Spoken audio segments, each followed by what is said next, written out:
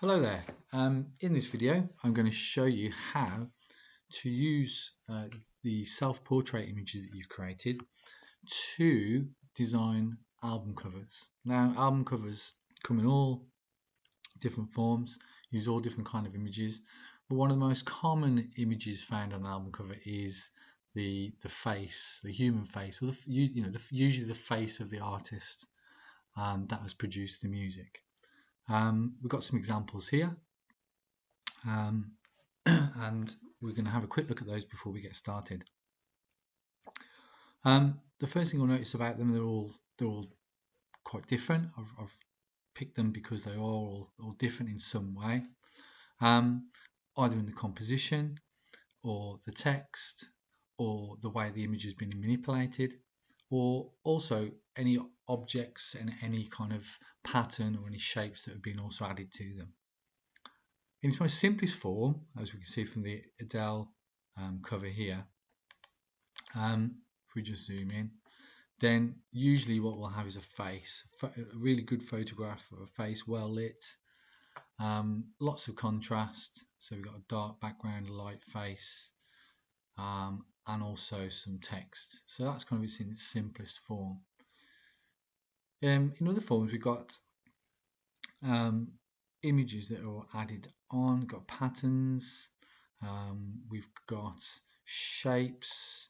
If we scroll down and look at this one here, we've got shapes on there. We've also got like a series of lines which are drawn over the shape of the face.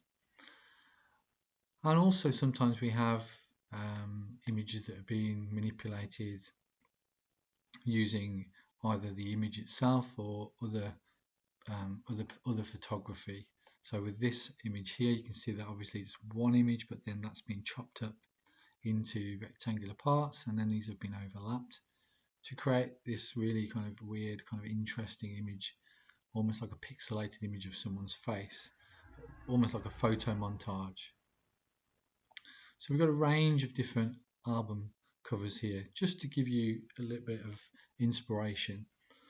We've got some photographs that are just left black and white, some are just left colour, but usually they are manipulated in some way to make them more interesting. So the photograph of this photograph here and the photograph here, they're really close up to the face. The face on this album cover really fills that square, fills the space. Same on the Tricky album cover here, but that uses colour. It's been saturated with yellow. It makes it really stand out, obviously the way he's looking as well. Then we've got also different compositions. We've got composition where it's centered, so the face is centered in the middle of the cover, and the cover becomes kind of like a frame. And we've also got images and faces where the composition is that the face is kind of almost cropped off at the side, and we've got the kind of the ear and the side of the head on this side, but this side, the second eye, the left hand eye, is off the side of the cover, and that fills that space. So we've got the composition, we've got manipulating the image to make it more colourful, to make it more, give it more contrast, maybe make it more interesting. And we've also got line, we've also got shape, and the last kind of element that we're going to look at, the finishing touches, is the text. So I just want you to bear these images in mind when you're creating yours, and you might use or try to use some of the compositions that you see here in these examples. Okay, I'll just show you what we're going to end up, or what you could end up with. So these are some images that I've created earlier. So these are my finished 8 ideas. That's where we're kind of going with this this tutorial. Okay, I won't talk too much about those now, we'll come back to those later. So getting started. We're going to use PowerPoint. Obviously we're in PowerPoint. Could use Photoshop for this. There's no problem with that. But we're going to use PowerPoint for now. if we can, because there's quite a lot of powerful editing features in PowerPoint, and they're very quick as well. So this might not be you might not use this for a final image that you print out and use, or you print out and send to your client, but these are kind of little thumbnails, little ideas, just to get us thinking about how the image might look, what we're going to do to the image, the colors we're going to use, the layout, the text, etc. So we're kind of sketching in PowerPoint. So the first thing we're going to do is going to bring in you're going to bring in your image, and we're going to create 8 variations. The first thing we're going to do is we're going to play around with the color. So to bring in your image, you need to go into your OneDrive folder, choose which images you're going to bring in. I might have helped you with that.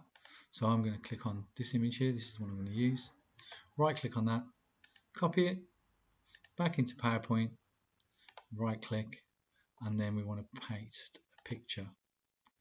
Now it seems to me that the size of the image needs to be at around 6.5 centimeters. If I double click on my image, double click on it, top right hand corner, there's the height. I'm going to type in 6.45 actually, not 6.5, 6.45, and it keeps that, and sorry, 6.45 again, and then I know that my image is square.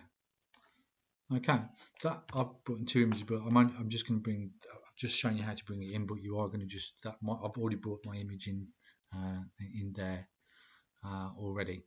So that's the first image. So I'm going to leave that image pretty much alone. I might manipulate later on, but I'm going to use that as my first image. So then I'm going to copy and paste that, and then I'm going to move it alongside this one. And you can see that in PowerPoint they kind of lock in place when they're in line with each other. Okay, now I'm going to do this stage by stage. So the first thing I'm going to do is we're going to look at the editing tools, picture editing tools. So first thing you need to do is to double click on the image, and when you double click, you'll probably be in the menus at the top here. You'll probably be at home. If you double click on the image,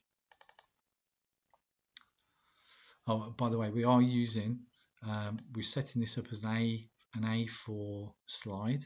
So we've set this up as an A4 slide to begin with. So you'll start with a blank slide, blank A4 slide, and that will give us room for our 8 images. So I've copied and pasted my first image, and now what we're going to do is double click on it, and when you double click on it, you get all of the formatting tools for your picture. We're mainly going to be concerned with the corrections, the colour. We might use some artistic effects. I'll talk about those later. And then later on we'll talk about inserting shapes and other kind of things, and also cropping as well. So the first thing I'm going to do is corrections. Now you don't have to do this, but I'm going to further kind of play and mess around with the colours of my image, and I'm just going to tweak them slightly just to make it a little bit more saturated, a little bit brighter, a little bit lighter. And I quite like that one there. You can see as you move around, it gives you a preview of what it's going to look like. There we go. That's my first kind of change. Then I'm going to go into colour. So that was correction. Go into colour, and again, it gives you lots of options, lots of different options. I quite like that green. So I'm going to go through them, and I'm going to choose one that I like. I quite like this one. And there you go. Now what I'm going to do is I'm going to just leave that there for now. I'm going to copy and paste my original image again. I'm always going to go back. Well, I'm not always going to go back to the original, but mostly going to go back to the original. And then I'm going to do the same thing again. This time, I'm going to try something different, slightly darker. I'm going to go into colour, and I'm going to play around with the colour. Quite like that one. And this time I'm going to go to artistic effects. So you can just add a correction, mess around with the colour, but you can go to artistic effects as well. Now you need to be careful with the artistic effects. Don't go too crazy. I wouldn't use any of the pixelated or the artistic effects that make it look like a watercolor or something, or so on. You can play around with them. You can see that you can make it quite grainy. You can make it look like it's kind of drawn with pencil. but I would stick to something that doesn't distort it too much. I think that it would be too much. That would be too much. It's a bit dark. That's definitely too much. I'm not going to use that. I think that's one of the last plastic wrap, so don't use plastic wrap. I quite like this one, the photocopy. Yeah, I'm going to use that. So be choosy, be careful about which artistic effects you're choosing. So next one, make it a bit lighter. The colour this time, I'm going to go for something lighter. I quite like that. And again, you could put an artistic effect on it, but don't go too crazy. Paint strokes, yeah, I quite like that actually. You can see that when you get into these textures, I would stay away from the textures. Don't quite work. That's quite nice actually with the outline it creates. Something that creates a white background, also be careful of, because you lose the shape of the square. That's distorted a bit too much, I think, but it might work with your photos. So I'm going to go with something like that. There we go. So I've already got 4 variations, and so on you go until you've got 8 variations of your original photo. So my original photo is there, and then we've got 8 variations. You can see I've tried different colours. I've got bright colours, lighter backgrounds, darker backgrounds. Quite like this glow of this edge. So the first stage then is to get to the point where you have your 8 kind of manipulated, your 8 self-portraits, manipulated self-portraits on a slide.